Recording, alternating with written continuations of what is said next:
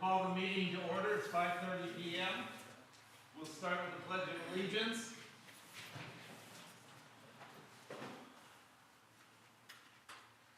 I pledge allegiance to the flag of the United States of America and to the republic for which it stands, one nation, under God, indivisible, with liberty and justice for all.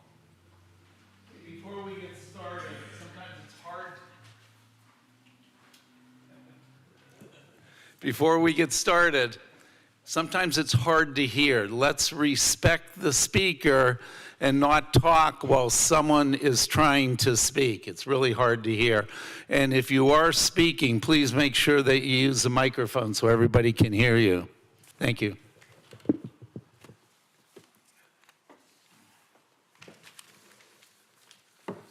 Okay, first item is roll call. Cheryl? Mr. DePlacido? Here. Mr. Olagieri? Here. Mr. Shaw? Here. Ms. Shaw? Here. Mr. Wojtek is not here. Mr. Zona? Here. Mr. Enos? Here. Ms. Huff? Here. Mr. Kruger? Here. Ms. Shea? Here. Ms. Terry? Here. Okay. Next item, is there any public comments on the agenda? None? Okay. Next item, the approval of the minutes from February 24th. So moved. Second. All in favor? Aye. Aye. Opposed? Motion so carried. Next item, approval of the bills.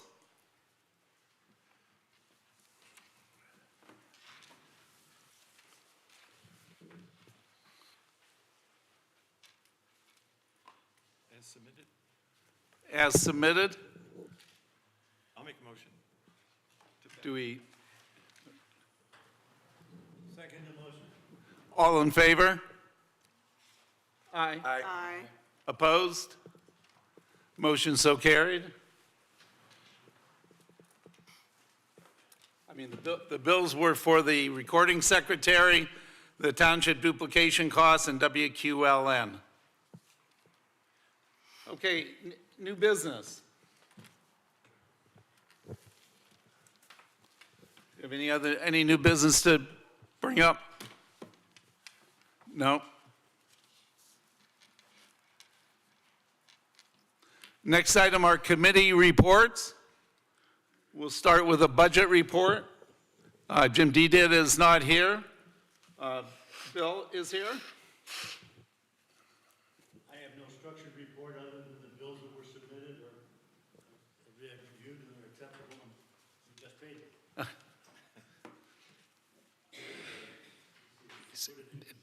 Mr. Chair, Yes.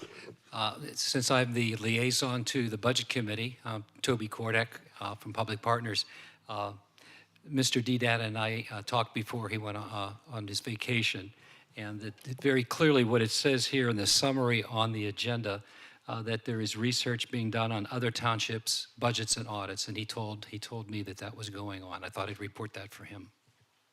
Okay. We got Mr. Wojtek calling in here. Hi, Paul. Hey, RJ, I'm trying to call it. It's not like it's going to voicemail. I'm hitting 143 Cheryl?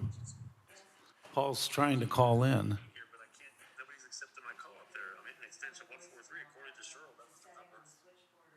If he says he's hitting 143 and it's going right to voicemail. Okay, it must be a setting on the switchboard at the receptionist desk, but I don't have access to that. Can he talk through your phone and then into my? I've got 11. I'm on it. I can hear. Yeah, I'll leave it on. We can call him. Can we call? Yeah. Can we try calling you from this device, from the speaker? All right, buddy. If it doesn't work, call me back. 9? Sure. I don't think you need an outside number, it's the area code. Do you know his number? What do you know? We need his I can tell number. it to you. You have your phone out? Yeah, just call me. It is. No.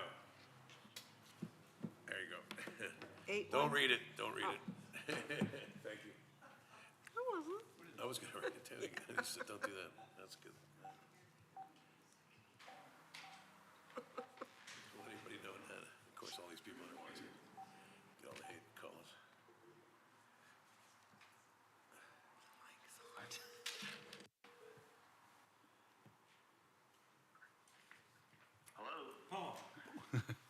Okay. We don't know what happened. I guess there's something at the switchboard, but we got you. You're on. Can you hear okay? Okay. Yep, perfect. Okay. I need RJ's phone.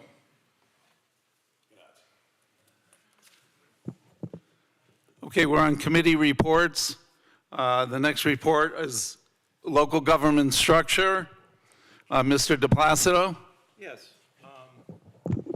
Couple of things. Number one, we sent out the data, the notes from our February 18th meeting for the group.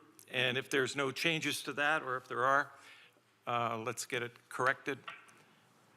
And we'll put that in the record. Nope. No changes? Okay. All right. So I don't know if we need to take, we need to take a vote. All right. All in favor, say aye. Aye. I'll make a motion, John, that we accept it. Okay. I'll second it. All in favor? All in favor? Aye. Opposed? Motion so carried. Okay, thank you. The other issue or other report that we have, we started here at, right in the township building upstairs. We had some additional townships that the structure committee and others did this afternoon. We're just getting out of it, actually. And we had a conversation with 3 individual townships. And I'll just go over we haven't got the notes together yet. We'll bring those, we'll send those out later. But in general, we talked to Mrs. Stephanie Cools from Middletown Township. It's in Bucks Township. There is a township of the second class, and they are governed by a 5-member board of supervisors, and their population is about 47,000. The township supervisors are all part-time legislators and hold no full-time or part-time positions with the township. Had a lot of interesting conversations with her. We'll detail that later, but that's the overview of that one. Our second interview was with Bob Pellegrino from Northampton Township in Bucks County, and he's the manager there. And they, again, are a township of the second class, governed by a board of supervisors.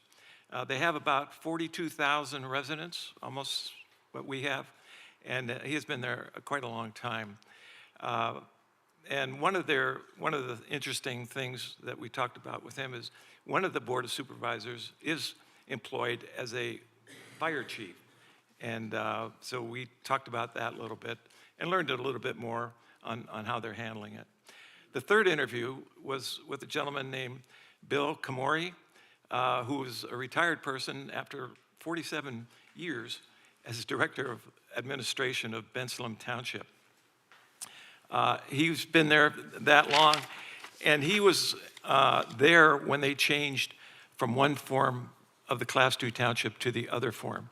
So he was very helpful in letting us know what happened, what drove the fact that they wanted a government study commission down there. And this was like 1987-ish, somewhere in there. And they were a division or a Class II governance, and they had some issues there with this or that, and they actually went to an option form of government that we're studying. This is part of what we are looking at, and they went with a mayor-council, Plan B, which means they have a director of administration, which kind of doubles as a manager, things like that. So he told us the process of how they went from here to there and some of the things they ran into, plus all kinds of information on how they're operating now and that they're happy with what they have and glad they did what they did. So we had those 3 meetings today. And again, Marcia's making up some notes for us here, and we'll have that for the next, we'll send them out before the next meeting, or as soon as they're ready, actually, and for everybody to review. So that's it, unless there's questions. It might be clear to say in the first paragraph where we met with Stephanie Kula that we said that there was no full-time or part-time positions, no paid full-time or part-time positions. So paid is a key operative word in that sentence. The third one, I don't know, did you mention that they have a mayor, an elected mayor as part of that? So that was. I think so. That's a different form of government that we were interested in studying. But it's part of the options that we've been That's correct, tasked yes. with looking at, so got a lot of good information on that. And that's it, unless there's questions.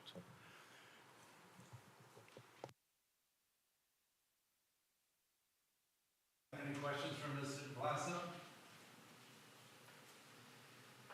It's on. All right, the next report from the Public Outreach Committee, Art All-Jerry. The first thing is we had a report from our IT team, and it's very important that we are able to disseminate information out to the Mill Creek residents. And one of the things that the IT recommended was that we continue to use the website that we had. It was a Better Mill Creek, and we're going to rename it Mill Creek Government Study. We're going to keep our website on the Mill Creek Township webpage. There's some things that we aren't able to accomplish on that we will be able to accomplish on Mill Creek Government Study, and we're working on that. It caused us to shift some dollars that we had allocated to social media to the website, and that's what we've done. We're still under budget. We have a $16,000 budget, and as we discussed at the last meeting, we have monthly expenditures on social media, and we reallocated some of those to the website for the development of the website and the changeover from a Better Mill Creek to Mill Creek Government Study. And this will make it very easy. We want to make it easy for the Mill Creek residents to access our efforts and what we're doing. And so this will become a reality, and it should be up and going within the next week. Right now, we've allocated $12,248 of the $15,000. We still have over $3,000 in reserve. And as I had said at the last meeting, we can adjust this on a monthly basis. And if we decide to spend more, we have the money to do it. We're not out to try to spend the entire $16,000, but right now we're at $12,000 with another $3,500 in reserve. We produced our first spot that is going to go on social media, and we need to reproduce it, so it's being done tomorrow. And we will have that up on our website, on the Mill Creek Government Study website, probably in less than a week. And as we had talked about before, we have a monthly expenditure of roughly $100 a month for these next 3 months. And on social media, targeted zip codes will direct them to the Mill Creek Government Study website.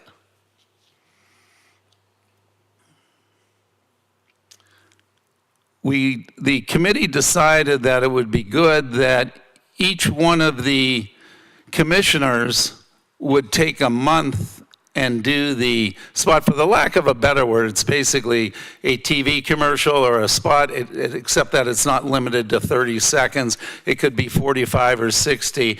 And we have 7 commissioners, and we have roughly 7 months of this. So we had decided it would be good that each month, at the end of the second meeting of the month, the commissioner would produce the spot that would be put on social media, directing them to our website for information that had transpired during the previous month, and also what we had projected for the ensuing month.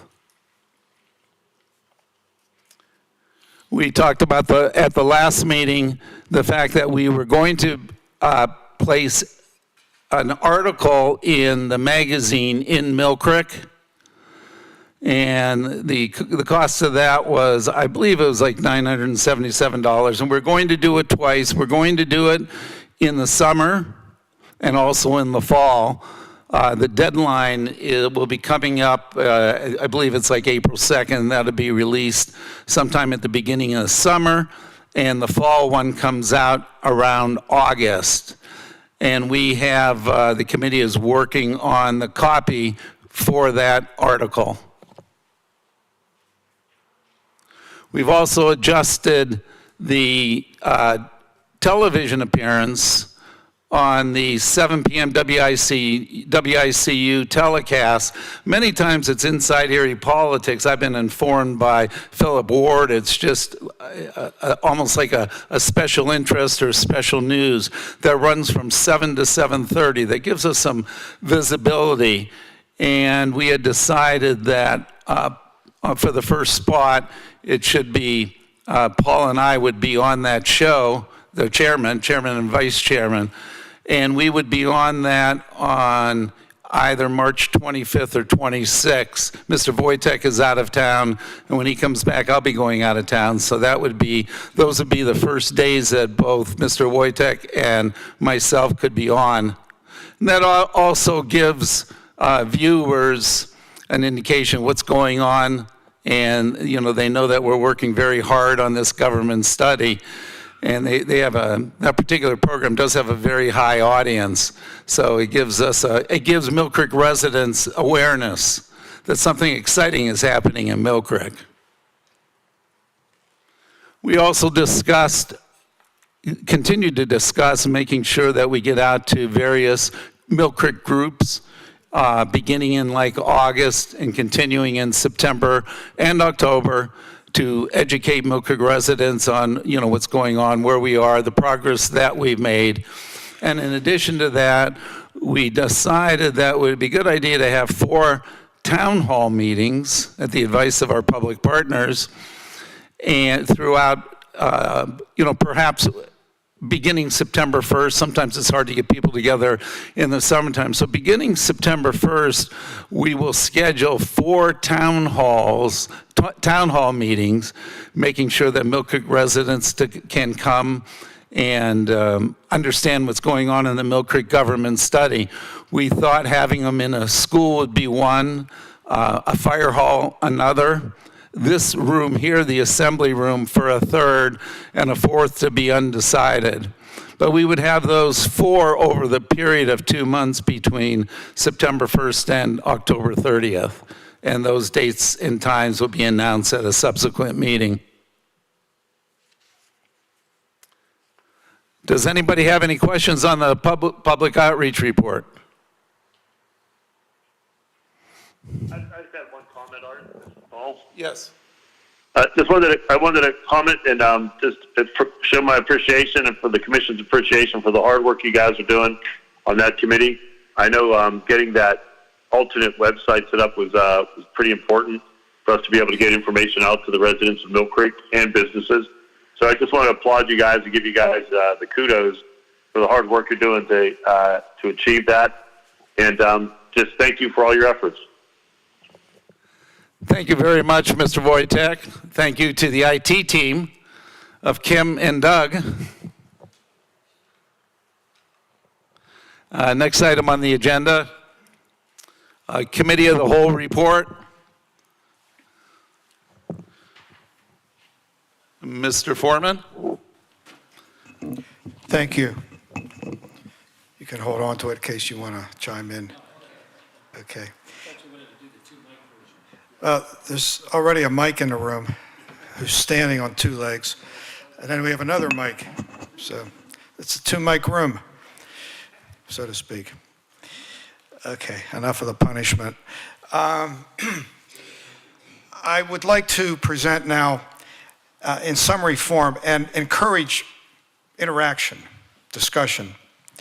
That's why I'm calling this a workshop, because I already gave a presentation on the 4 optional plans of government that are enumerated in the Home Rule Charter and Optional Plans Law, state statute. that authorize these types of studies and the study commission the opportunity to pick one of the optional plans or again to recommend no change. Today I'm going to talk about Plan A and B, the optional plans of government, Plan A and Plan B. At the March 24 meeting, I'll discuss Plan C and the council manager form of government. I was able to get in place organizational charts that are now part of the handout that was part of your agenda packet for today's meeting.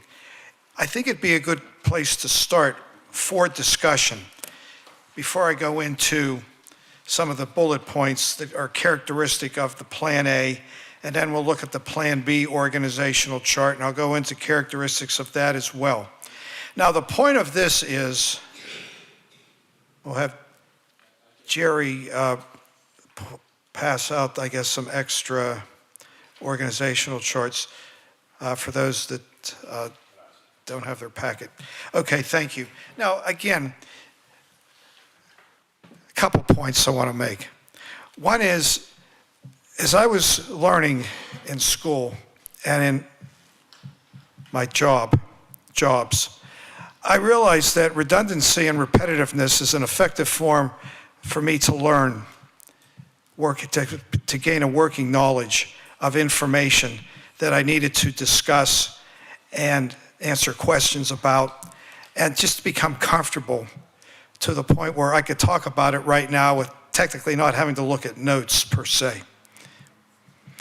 This is something that I want to get the Government Study Commission members to be able to do as part of the public forums that we're going to conduct, that they will really be upfront in those presentations with the residents of the township, as well as to be able to talk to folks when they see them on the street, in the supermarket, at the hair salon, wherever, when people bring the topic up about what's this Government Study Commission? What are you doing? What are you looking at? Where are you at? Have you recommended a form of government? You know, what are these optional plans I keep hearing about? Can you explain them to me? So again, my point in these two presentations, today and the 24th of March, is to try to impart additional knowledge or to impart information that I've already conveyed to you, but in a repetitive mode, or maybe in other words, I'm expressing it to you, to again give you a comfort level to be conversant and to be able to talk about it with some level of confidence and articulation. So looking at what I'll call, let's just call it the Mayor Council Plan A organizational chart, because the executive technically is semantically the mayor under this Plan A and Plan B and Plan C. But for purposes of a local government, and the ones that we've spoken to, at least one, if not two, uses under an optional plan, A or B, they use the term mayor, council, form of government, or at least that's what was adopted by the voters. So, as you see at the top of this organizational chart, you see the electorate. They basically are the powers that be to elect people through elections. And who do the electorate vote for? Who do they elect? Well, on the far left, there is a council under the Plan A, Plan of Government. And in the statute, it gives the study commission the option of retaining 3-member governing body that you have now in Mill Creek. You could look at a 5-member board, a 7 or 9 members of the governing body. And under a Plan A, one of those members of the governing body is elected by the governing body to serve as a council president, so to speak, semantically speaking, the head of council, the president, so to speak. Also under Plan A, directly under the electorate, a mayor or executive is elected. And under these plans, these are 4-year terms. Unlike the Township of the Second Class Code, providing for a 6-year term for the working supervisors or for the elected auditors. Then to the right of the executive is treasurer, and in parentheses, the word optional. Optional means it could either be elected, like the one that we've learned about, Ben Salem, or it could be appointed by the mayor, so to speak. Now, appointments that the mayor makes are normally consented to by the governing body. So you have this elected row, so to speak, of the council and the executive. And again, the treasurer could either be elected or appointed. Now, under those 3 elected parties are what was termed here departments. Now, under the Plan A director of administration and a department of administration is optional. The Government Study Commission may recommend that a director of administration be appointed under a created by ordinance Department of Administration. If it's not under Plan A in the final report, which will be a separate presentation, probably in April, on the content of the final report, it basically could be incorporated into the organization structure in the administrative code that is a document adopted by ordinance that is drafted if and when the referendum question is approved by the voters in the year after the election.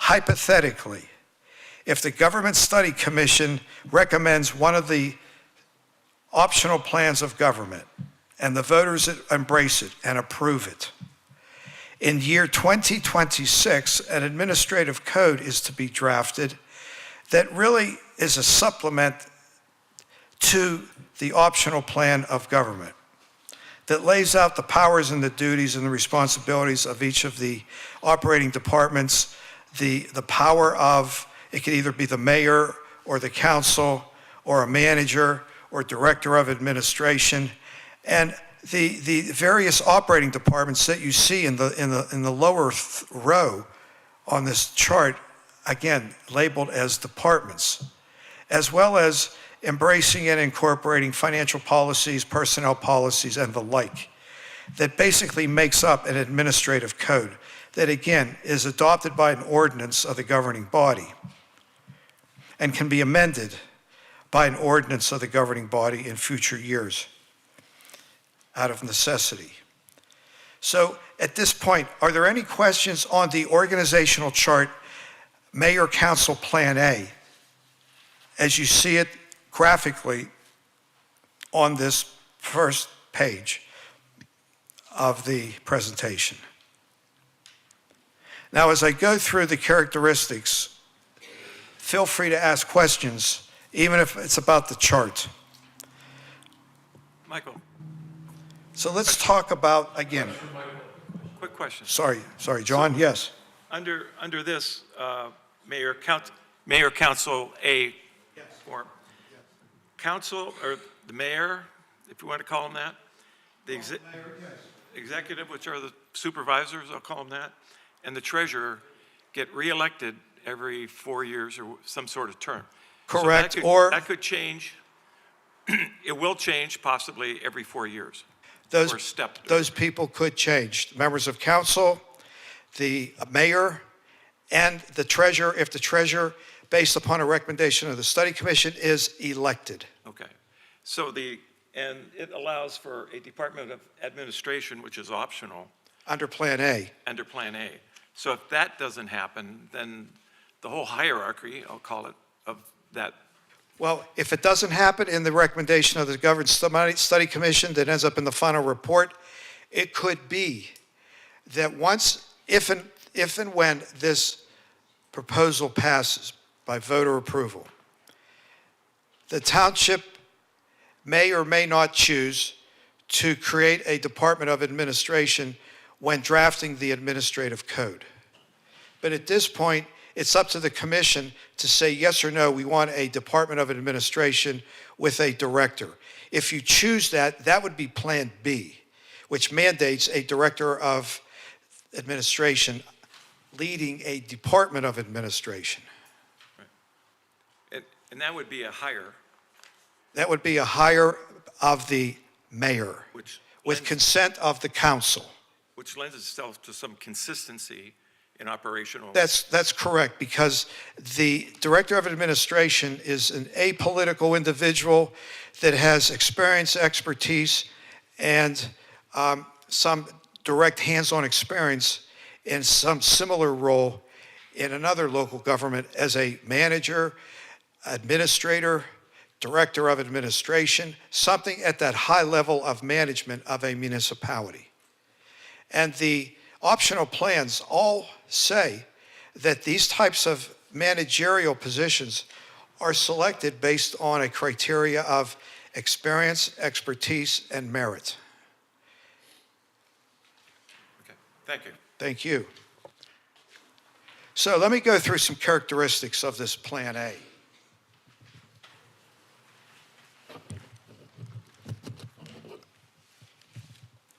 Okay, so again, under this Plan A, you've got an elected council, elected mayor, and again, the label is determined by the Government Study Commission, whether you call it a mayor, executive, etc. This is known as a strong mayor council form of government because the executive is really the central focal point of the administration that is not only elected, but makes appointments of all these department heads, of the, again, it could be Department of Administration director. If you don't embrace Plan B, Plan A still allows for a department to be created in the final report, and certainly in the administrative code, something that could be called Department of Business and Finance, something to that effect. It could be analogous to what I think Erie has. The city of Erie right now may have a Department of Business Affairs and Finance, something like that, so to speak. But that, again, is technically, optional. But again, the point being is if you don't embrace the Department of Administration, there needs to be some department like that that handles the business and finance of the organization. And that's usually put in a department, like a Department of Police, Fire, Public Works, Code Enforcement, Parks and Recreation. That's what all these departments could be at that lower rung of the row of the organizational chart. Okay, the mayor has the following characteristics under Plan A: can veto ordinances, has control over the administration, especially finance and personnel, authority to call council into a special session, and responsibility to enforce the laws of the municipality. In this case, it could be the township, if that's the one that's recommended and approved. The mayor appoints members to boards, commissions, and committees.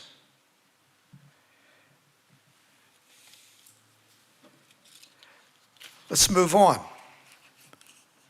And again, as we spoke about these other townships and what was on the org chart, you as a study commission have to decide the number of the governing body, 3, 5, 7, or 9, what you think will work best with regard to your recommendation. If you don't choose, no change. And unless you've got some options here, just as we heard from these other townships, they could be the council could be elected at large, they could be by district, or a combination thereof. And again, they serve 4-year terms. Then you have your normal organization meeting, like you do as the township does, to elect a chair, vice chair, secretary, treasurer, solicitor, engineer. Department heads are reapproved or reappointed or otherwise. So that you are literally reorganizing as an optional plan of government if you go down that way. Now, legislative power, again, is lodged in the council, the elected council, whether it's by district, at large, or a combination thereof.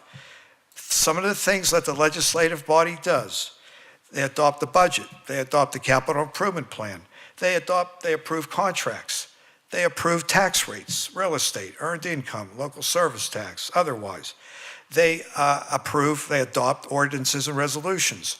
And again, when they're adopted by the governing body, ordinances are then given to the mayor to sign or not sign within a specified period of time. If they're not signed, they still may go into effect. If they're vetoed, you need a plurality of the governing body to override the veto. Council has the ability to investigate any department, office, or bureau of the municipal government if they have a need or necessity or justification.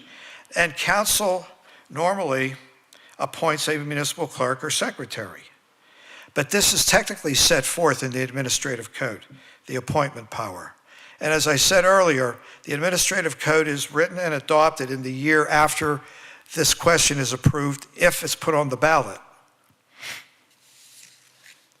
The municipal clerk or secretary basically serves as the clerk of the council. They become the custodian of records, of minutes, ordinances, resolutions, other municipal documents. They may and compile these books. And they do other things that are required by resolution, ordinance, or statute.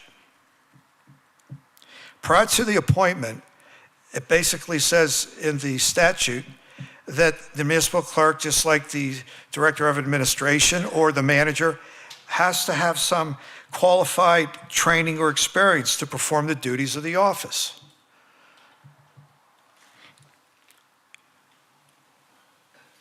The executive or the mayor, that's the party that is charged with implementing and enforcing the provisions of the optional plan. The mayor reports to council annually, like a State of the Union address, so to speak, given by the mayor to the governing body on conditions and requirements of the municipality regarding finances, regarding development, regarding public works projects, regarding recreation projects, regarding tax rates, regarding growth and development, or otherwise. So there is this built-in communication device or communication mechanism for the mayor to communicate not only with the governing body, but with the public about the state of affairs. As I've stated, no ordinance takes effect without the mayor's signature, and the mayor has 10 days to sign it. If the mayor doesn't, then he or she, it goes back to council, and after, again, 10 days, it would go into effect without the mayor's signature. Or again, with a veto, it takes a plurality, a majority plus one, to override a veto.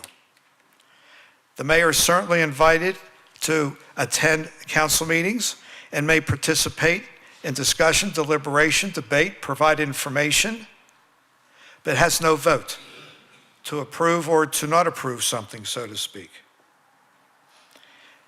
In the absence of the mayor, for some legitimate reason, out of town, disability, incapacitation, illness, or other cause, you would have basically somebody to step in to perform the duties.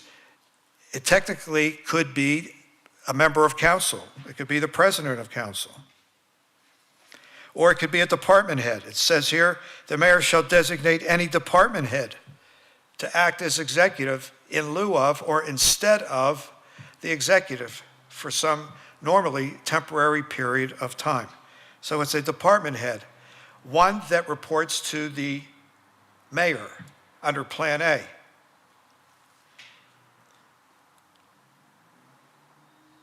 And that person would have the same powers and rights and obligations that the mayor would have that for some reason cannot serve. Those are transferred to the acting mayor for that period of time. It talks about the mayor being unable to attend the duties of their office for a period of 60 consecutive days for any reason stated A member of council shall be appointed by council as an acting mayor, who shall succeed to all the rights, powers, and duties of the mayor or then acting executive. So again, if it's less than 60 days, it's a department head that takes on that acting mayor role. If it's 60 days or greater, it's basically a member of council that assumes the duties of the mayor for whatever period of time until they return to the job. As I repeated, and again, I want to do this again to make sure that you can almost talk this in your sleep. Under Plan A, the municipality may have a Department of Administration and shall have other departments as council may establish by ordinance. These are recommended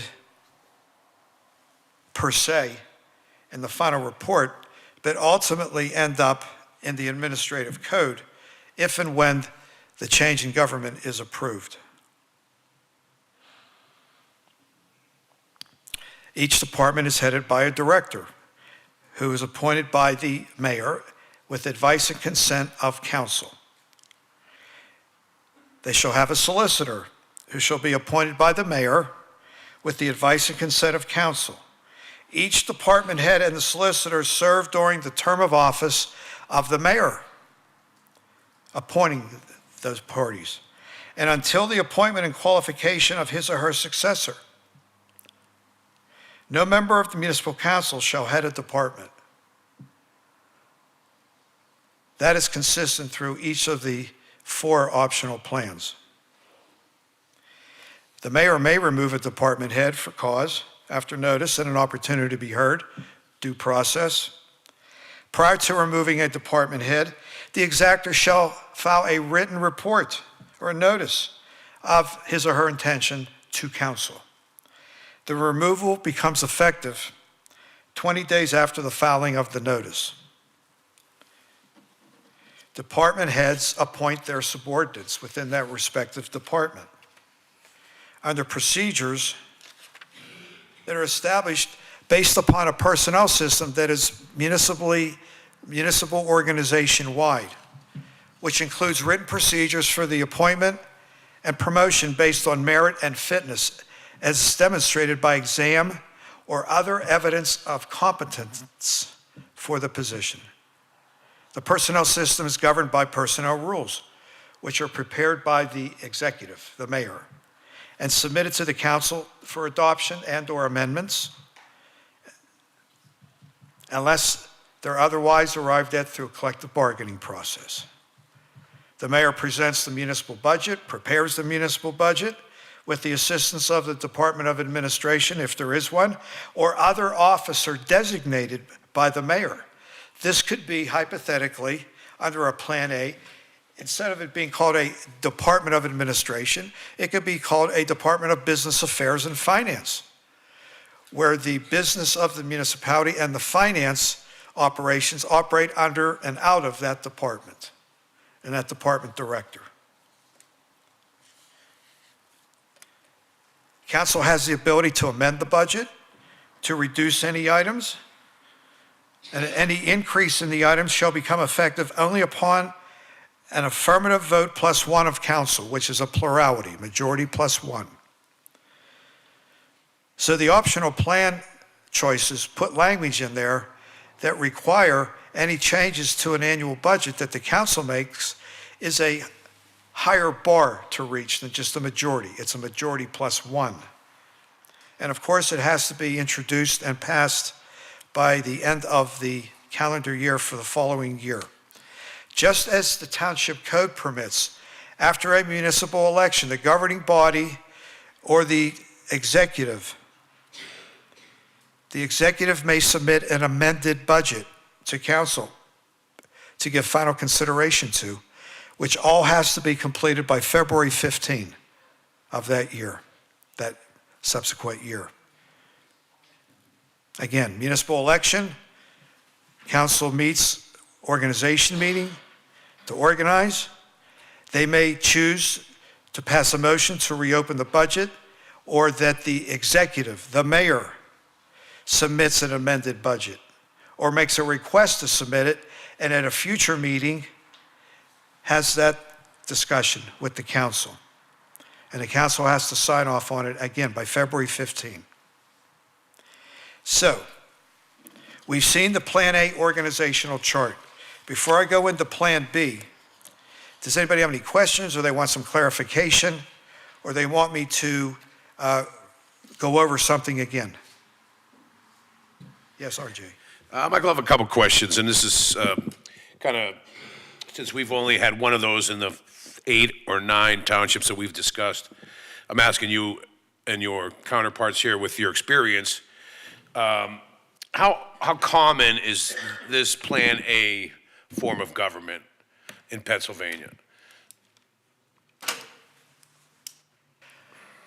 My experience with a Plan A form of government under an optional plan is those are mainly embraced by cities and in some cases counties. However, we spoke to had communication with 2 townships, both of which had a mayor that served in different roles. One of the mayor roles was as an executive, as an elected mayor, separate from those who were elected to the council. We also spoke to another township that had a mayor under a council manager form, where the mayor basically was just acting, in other words, as a president of council. And that mayor could be called a president of council, or they could be called a chairperson. So again, it's mainly under cities or counties that the term that the executive or mayor council plan is utilized. Plan A, and I'll go into Plan B, which is similar. Okay, another question in relation to that same format. What is the typical number of council members of townships or municipalities that have this form of government? I mean, that have an optional plan or have a Yeah, Plan A? This or Plan just- A, what is the typical number of council people in this Plan A? Well, again, if you're talking about cities, we're usually looking at maybe a 7 or 9 member council. A county council may be 7 as well. But the townships that we spoke to, that we made communication with, they each have a 5-member body, a 5-member governing body. 5. 5. And when we asked them today, they both thought that was the sweet spot, that was the number. They felt that was a comfortable number to work with. 7 too many, 3 not enough. With regard to getting a number of votes and just having a good diversity and cross-section of members on the governing body. 5, they found that to be very comfortable. And in this form of government, since the council members and the mayor would be elected, nobody is required to have any government experience. The elected officials? Yeah. No, there's no requirement. That's not one of the qualifications to run that is listed in the municipal codes that would still have effect and import with regard to the adoption of an optional plan. And are these council members paid? Yeah, they're given a stipend based upon, I think in most cases, population. That could maybe be $4,800 a year, depending on population. But I don't think I heard anything more than $4,000 or $5,000 a year total for each one. And the council's role is to set policy, and the mayor's role is administration, is that correct? Under Plan A, that's correct. Okay, just want to make sure I understood. Thank you. And again, there's a separation between the mayor and the legislative body. Each have a specific function to perform, but work together in carrying out those functions. Thank you. You're welcome. Michael, quick question. We've been talking, at least in Plan A, and I'm sure we'll be talking about it with the other options. We're talking about the top administrative positions as being variable depending on what we come up with and or not, or whatever. Anything down below that, the different departments, there's no change to those. Is that correct? You're correct. There is no change per se, unless it's the new optional plan form of government that wants to reorganize the structure of the municipality. But basically, If an optional plan of government is adopted or embraced, it's basically a change in how the municipality is managed at the top. Meaning, you're certainly still going to have a governing body, but who will that governing body relate to?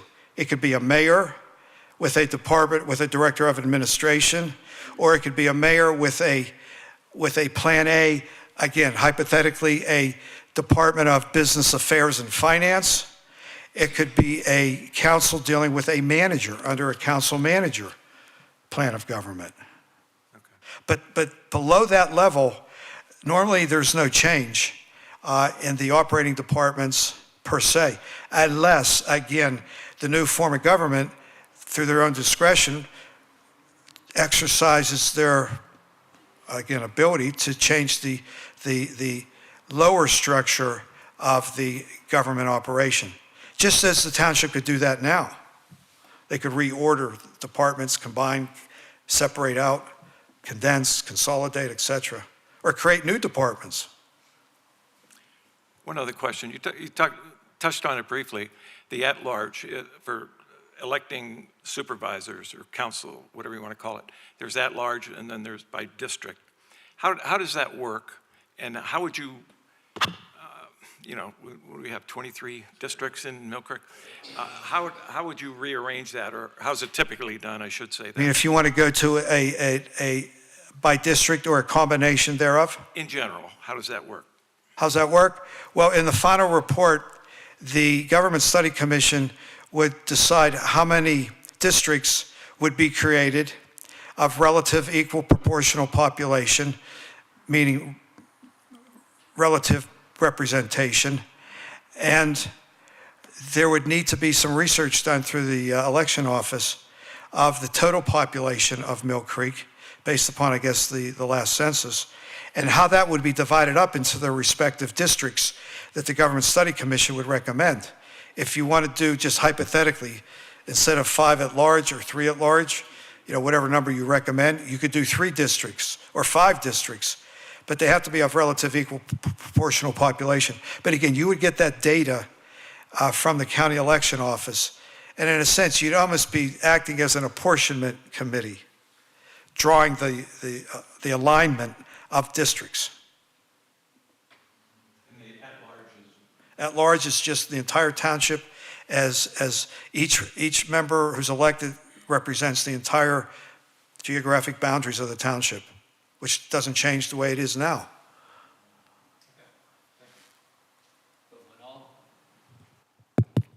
But when all districts under the district system, or it's the ward system, when they get together, they represent the entire community as well, the entire municipality.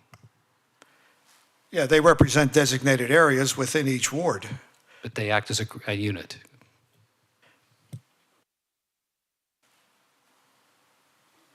Excellent questions. You folks have your thinking caps on. We can go to Plan B if you like. You take a look at the organizational chart, and you'll see maybe one difference, one distinction, before I go into the characteristics. Again, at the top, it's the electorate, power to the people. To the left of the electorate, again, council, same verbiage, number of council members, legislative body, 3, 5, 7, 9, one of which is elected by the governing body as the council president. That's consistent through Plan A, B, and even C. To the right of the council is, again, the elected executive, a mayor. And then to the right of the executive is treasurer, optional, elected, or appointed. And again, these are all 4-year term elected offices under Plan B, just as they are under Plan A, and would be under Plan C or council manager. Yes, RJ? Michael, a question about the treasurer, because we spoke to one that had a treasurer that maybe was a tax collector. Yeah, that was elected. Yeah, so if you have an elected treasurer, what is their role and responsibilities? Well, under the township that we spoke to, That role was basically to serve as a real estate tax collector, taking on the function of a tax collector. It is also to be determined what other role the treasurer may play. And that's partly decided by the Government Study Commission, looking at the final report, the language in the final report, as to what the function will be for a treasurer. Generically, as it is with this township or any other township, borough, or city. Well, let me just say other township or borough. The township, borough treasurer, they collect monies, they deposit monies, they provide a report to the governing body of monies collected on a monthly basis, semi-annual, annually. They also sign checks, the treasurer, I'm speaking generically, to indicate that there's money in the bank to pay this obligation. That's what a treasurer's signature signifies. So this is one more check or balance in the system. Yes. And And- again, the treasurer is not the only signature. You normally have the chief elected official. It could be a mayor or a council president, depending on what form you embrace. And it could be a director of administration. It could be a manager, per se, that type of individual. It's normally good to have at least two, if not three signatures. But it's really at the discretion of the governing body and the chief executive collaborating, and even what's required by the bonding company. And the treasurer has to be bonded, or no? Yes, correct, a separate bond. Michael, and depending on the size of the municipality, if there's a treasurer, the treasurer could have a staff. A small municipality may have no staff. It could have- Correct, yes. Yes, exactly, depending on the volume of work, the population, the responsibilities that are delegated to that person, per se. They may have their own office in the municipal building. That's an elected position. Yes, but even the appointed person, I would think, depending on the size of a township like Mill Creek, it would be a separately elected position that may be combined like you have now with the director of administration. They have their own office. They may have staff that work under them that deal with payroll and HR and accounts payable and other related functions of that type of department. There's a little delay. There's always a little delay. Is it fair to say that many municipalities over time, second-class townships in particular, when they move from the treasurer title, they move to a title called something like a finance director or financial manager? That's also something that the Government Study Commission could look at, but certainly the new organization, should this optional plan be put forward to a vote of the public, the administrative code could identify and embrace a finance officer, a director of finance, a finance administrator, whatever the title is relative to the duties and responsibilities that are spelled out in the administrative code and in a job description per se. Yes, it could be that treasurer position because it's similar to a finance officer position. A finance officer, finance director, finance administrator position is really augmented. Or saying it another way, what the treasurer does is augmented or expanded by a finance officer, finance director, or finance administrator, because it ends up being broader than just collecting monies, recording monies, receipting, et cetera, regarding monies and collecting taxes per se. Excuse me. But again, this is really a decision that the Government Study Commission needs to make first, whether it's elected, appointed, or that position becomes folded into a director of finance position, if that's the direction you might want to go. Michael, I think we should point out that Mill Creek has job descriptions and departments for departments that have pretty detailed job descriptions that we have seen. So I think it's fair to say that those would be reviewed and compared to what we're learning from other municipalities and our knowledge to make any recommendations to the study commission?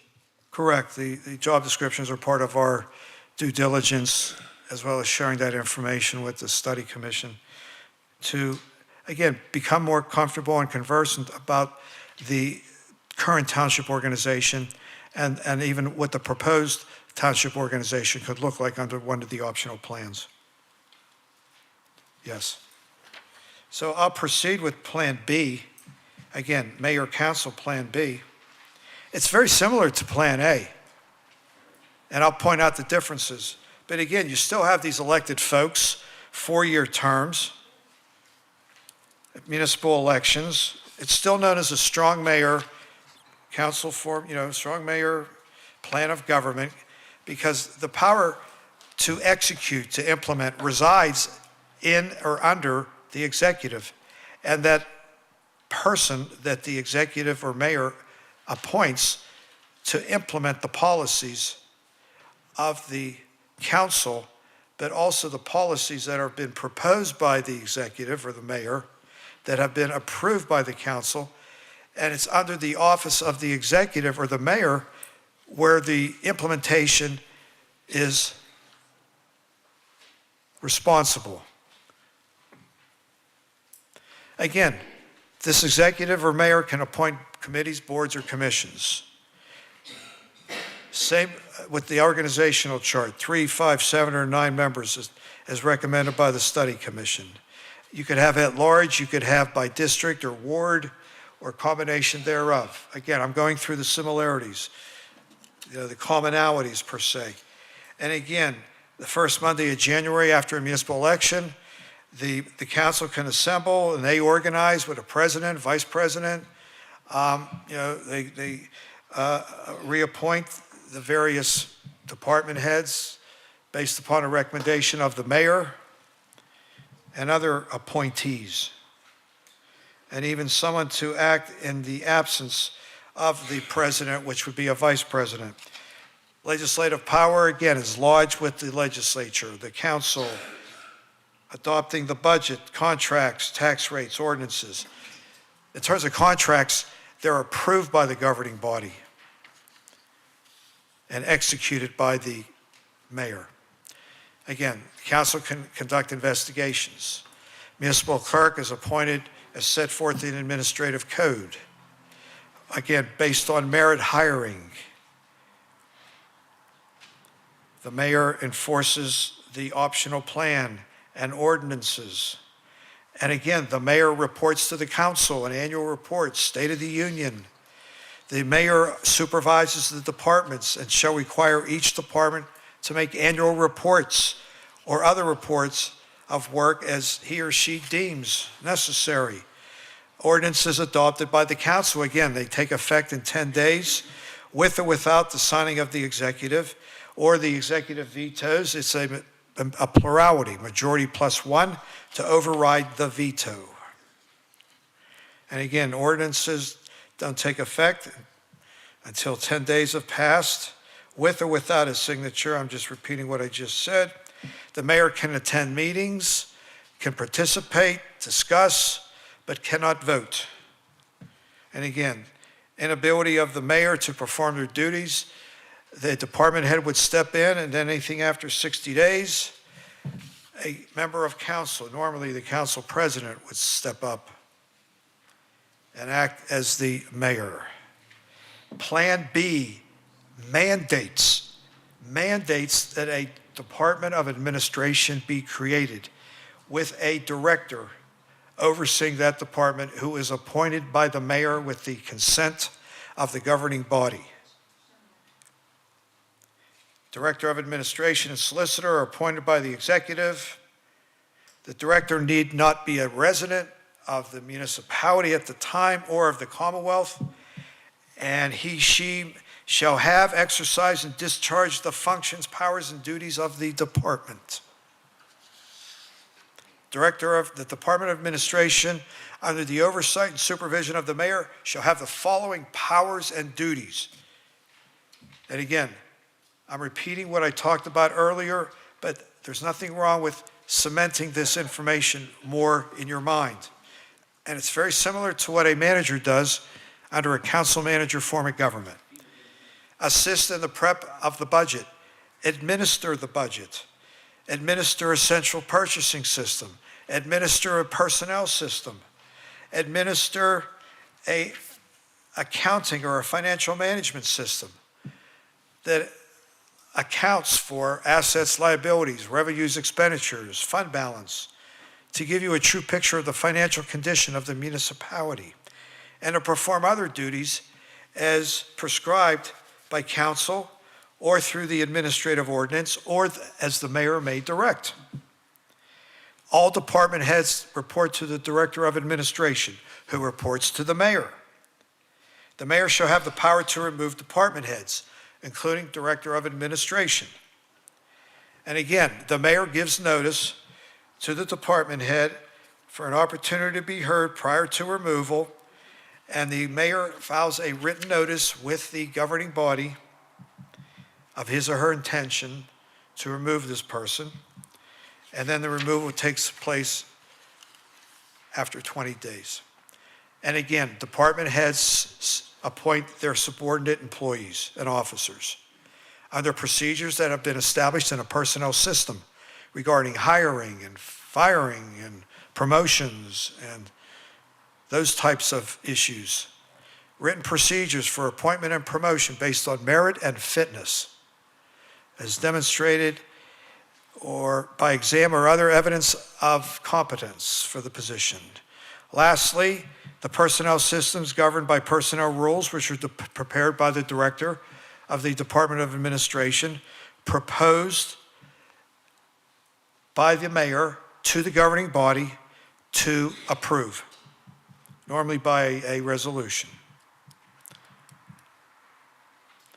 Any questions on what I've been presenting? Yes, Toby. Mike, why is the Department of Administration not on a separate line between the executive and the other departments? Why wouldn't those departments be reporting to the Director of Administration and the Administration Department? I Well- would think that it should be on a separate line directly under the executive. I see what you're saying. Well, it's because the executive appoints the Director of Administration. And under their prescribed powers, duties, and responsibilities, they report directly to the mayor. But you make a good point about this organization chart for Plan B. It could be where under executive, you take Department of Administration and put it right under the direct line and put it under executive, and then have a direct line to the other departments that the Director of Administration would oversee and supervise vis-a-vis the mayor. But the way this organizational chart is structured, it gives equal weight and legitimacy, or maybe legitimacy is not the word, but it gives equal weight to each of the departments, to the Department of Administration. Because they're all on the same road, they all have equal value relative to reporting to the executive. But with that being said, it makes more sense to put Department of Administration directly under the direct line of executive, and then having a direct line for these other departments who report to the Director of Administration. One other question. If there is no treasurer, it's optional. Tell me again, what would be the titles of those positions, and then they are no longer elected, they would be appointed by the strong mayor, correct? Yes, consented to by council. And if you change the title of treasurer. Such as Director of Finance. Correct. It could be transferred into a Department of Business Administration and Finance, or just Department of Finance, which again is more expansive than just the role of a treasurer. And that position then could collect taxes, correct? Yes, that may be one responsibility, along with overseeing payroll, HR, accounts payable, accounts receivable, purchasing, all within that department block. Thank you. Thank you. Yes, Toby? Michael, with your experience in teaching about the code, is it permissible for a municipality to, if this would go on the ballot, this way to have qualifications for the mayor?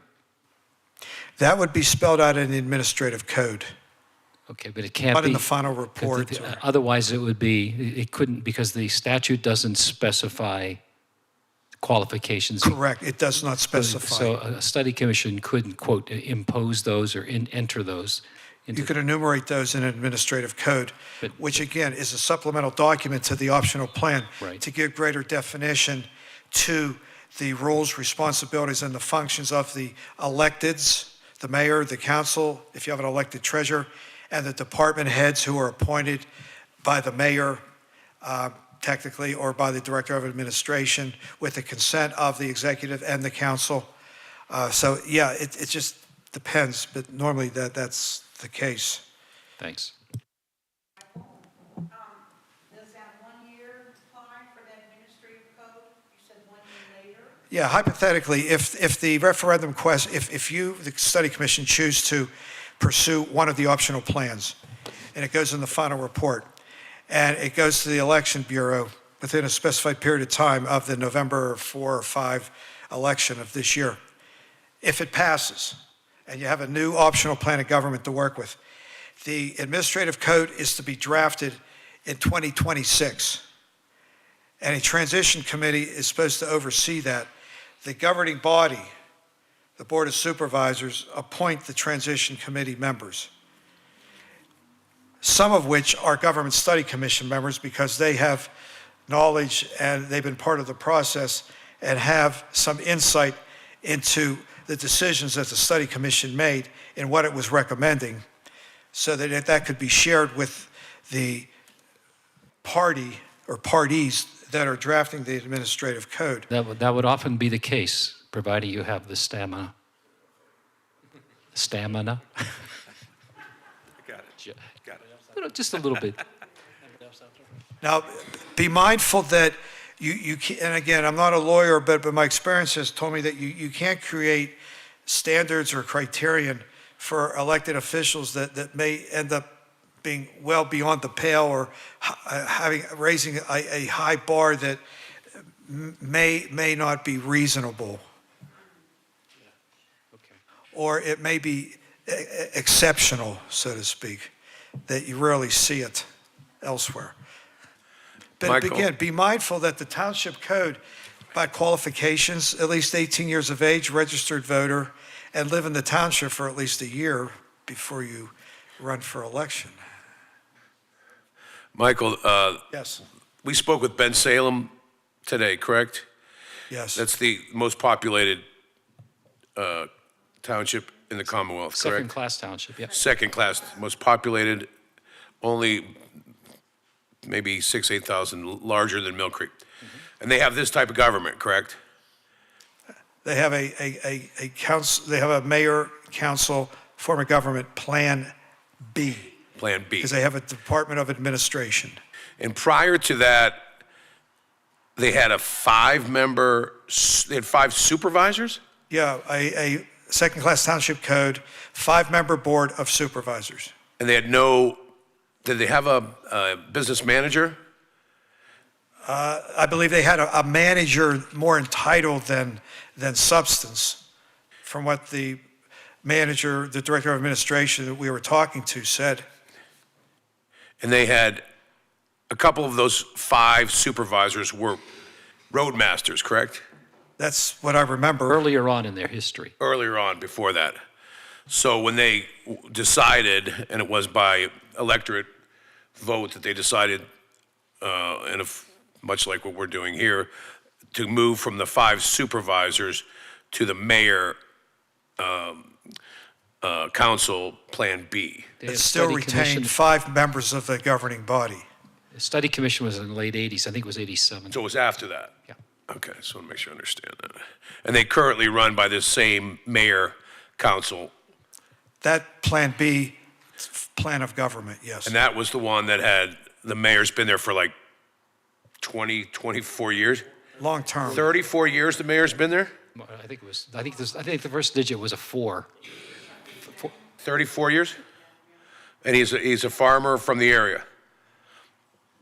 Who was also a businessman. Michael. Michael, what are there's talking about qualifications and stuff. What's the typical qualification for a person that leads the Department of Administration? The qualifications for a director of administration? Yes. Someone that has direct hands-on demonstrated experience working in a municipality, managing a municipality overall, or managing a department per se. It could be a Department of Finance, Department of Public Works. Technically and literally having to have the right type of experience and qualifications, and having already managed a municipality of either like or smaller size or even larger size than the one that they're going to be appointed to, with regard to their ability to come in with a steep learning curve, not a steep learning curve, but coming in, running into the job, being able to do it from day one, understanding what they need to do and how to do it, and the organization they need, if they don't have it, to put it together. So the qualifications basically is a master's degree, preferred, direct hands-on experience managing operations of a municipality, managing people, managing and working directly with a governing body, and additionally, being part of a network of professional municipal managers that can provide insight, expertise, and just share ideas, and as a support mechanism as well. So, in short, you need somebody that, as we say today, has been there and done it before. And it has demonstrated experience and qualifications over the years.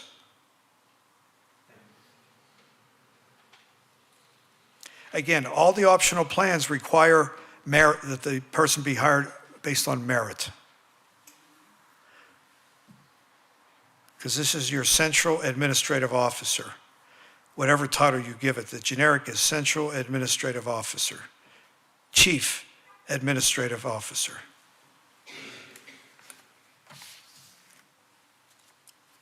Thank you. Thank you. Thank you, Mike. I guess the next item. Right. Were we going to have a discussion on the survey? Thank you. I know Again, that's a work in progress. yes, I just want to reiterate, I'll talk about Plan C and the council manager plan, March 24, in the same form and method. Regarding the resident survey, it's a work in progress, it's ongoing. A few of you have provided comments to me, I greatly appreciate, to reword, put in a new question, paraphrase, clarify, etc. And because this is a work in progress, I continue to welcome your comments as to rewording, clarifying, adding, subtracting, making it as relevant as possible. For this survey, I broached the idea of a second survey once a decision has been made by the governing body, the Government Study Commission, as to whether or not they want to pursue an optional form of government, where we could then talk about that in greater detail in terms of a survey, and make it relevant to the optional plans. Also, I would like to schedule forums, public forums.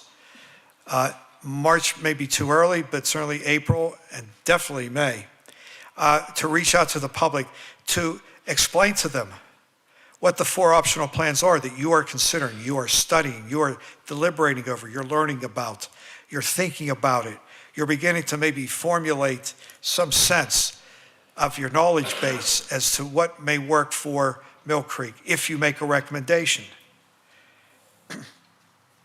So again, March 24 will be the second half of this, and hopefully we can refine and continue to refine the resident survey. That will end up being a link on the website, as well as paper copies available, where I have provided a mailing address, which I want to clarify. I put down really for discussion, clarification, if people want to mail in a paper copy to this building here, Mill Creek Government Study Commission, Mill Creek Township Municipal Building, whatever the technical name here of the building is, and the address here. But if you see fit otherwise where to mail it, then again, it's up for discussion. But this is a good starting point. Mike, how can we work on this survey? Are we going to do this at a subcommittee meeting? Or we're just going to email our input on questions that we think need to be adjusted? We could do both because technically it's more of a public outreach responsibility. So we could talk about it at the next public outreach At meeting. the public, okay, you answer my question. Pardon me? You answered my question. Yeah, and it could be a debate like we have now at their committee of the whole. Either or. Use the committee first. Pardon me? Committee first. Yes, makes sense. We can keep that in the public outreach committee. When do we need to set dates, or when do you think would be a good idea to set dates in May for a town hall meeting? I think after we'll know better after the March 24th meeting. The more you are working together and working with our help, the better we'll know. But the point is we ought to be thinking, you may want to be thinking of, you had mentioned earlier on, Mr. Vice Chair, that there's some locations you'd like to reserve. So you might want to think what they are, see what some availability is, and keep in touch with us so we can help get the best of the timing. We were thinking geographically, maybe 2 in the eastern part of Mill Creek and 2 in the western part. We thought perhaps fire department, a school. This building could be one of the locations, and we didn't come up with a 4th. Yes. But we thought 2 west side, 2 east side.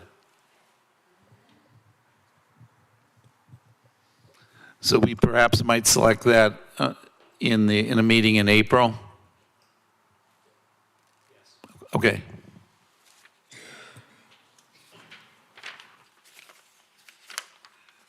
Next item on the agenda, public comments.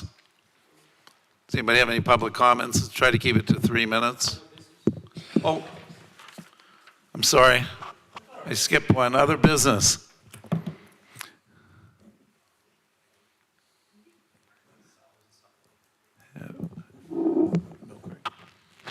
Have we, under other business, have we scheduled the interviews with Mill Creek Township officials?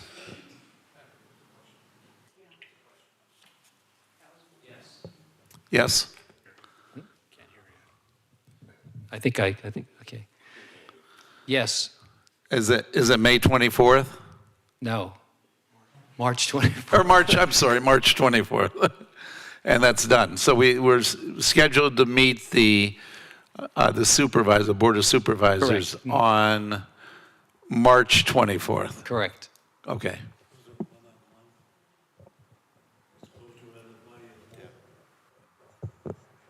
Just to clarify, I think we want to make sure that people understand, we're meeting with them one-on-one, not as the board as a whole. That's right. Individually, and there'll be 3 members of the board, the 3 executive officers with Mr. Wojtek standing by if somebody can't make the meeting. Yes, thank you.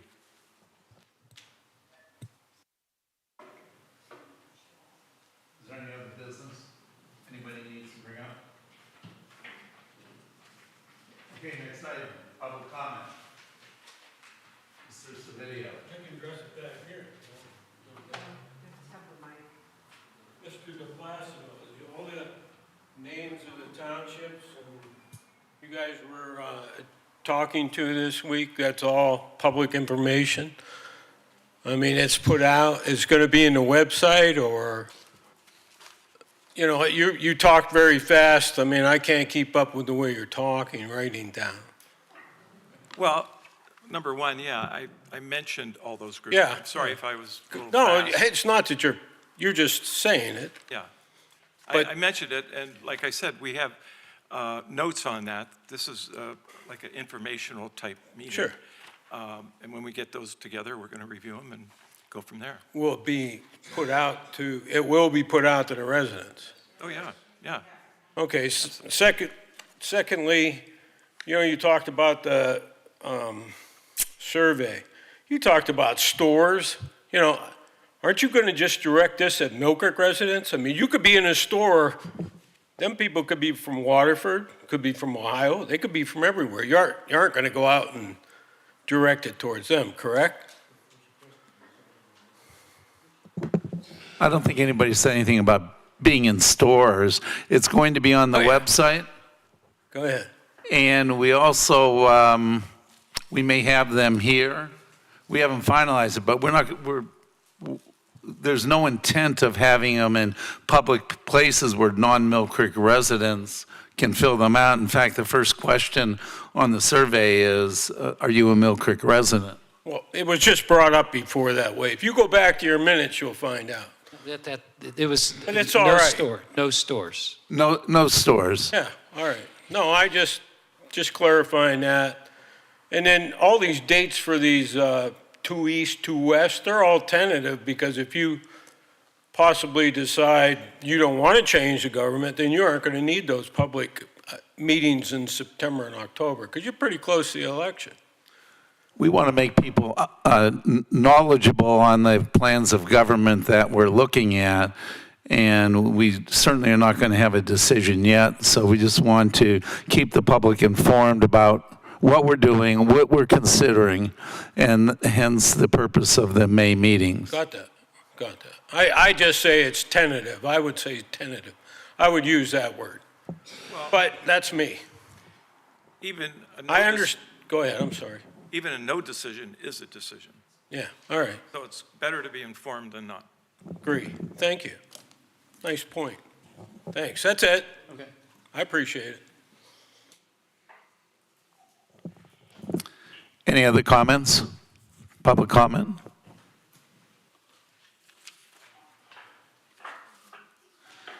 Is there anything else for the good of the order, commissioners? Yeah. Okay. Paul? Yep. Hey, just one thing for the good of the order. I know a couple meetings ago that we discussed having a kind of a chain of command for review of our minutes. I just wanted to reiterate the process that we have. We have Mr. DePlacido and myself and Mr. Foreman that receives the draft minutes, and we review them, and we work with Cheryl to get them into a form that we believe accurately reflects the ongoings of the meetings. We then distribute them to the commission and alternates. If anybody has any comments after that, before we go to the meeting, please direct those to John and myself. We'd prefer to have a consistent view of that, and not have everybody believe that just by making a comment they can change the minutes. It has, I looked at some of the comments that were made after the fact on these set of minutes. I went back and reviewed the tape and made sure that they were accurate, and then then we had Cheryl do it. But I think we have to follow that process.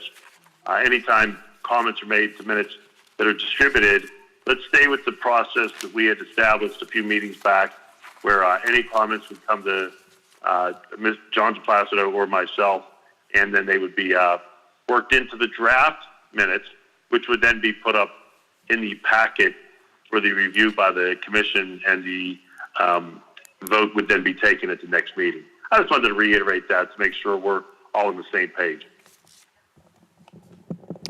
Thank you, Mr. Wojtek. Cheryl, perhaps we can emphasize that in the draft of the minutes, perhaps just in caps, so that everybody sees that and knows what the procedure is, so there's no mistakes. We can do that? Thank you, Mr. Wojtek. Great, thank you, Art. Anything else for the good of the order?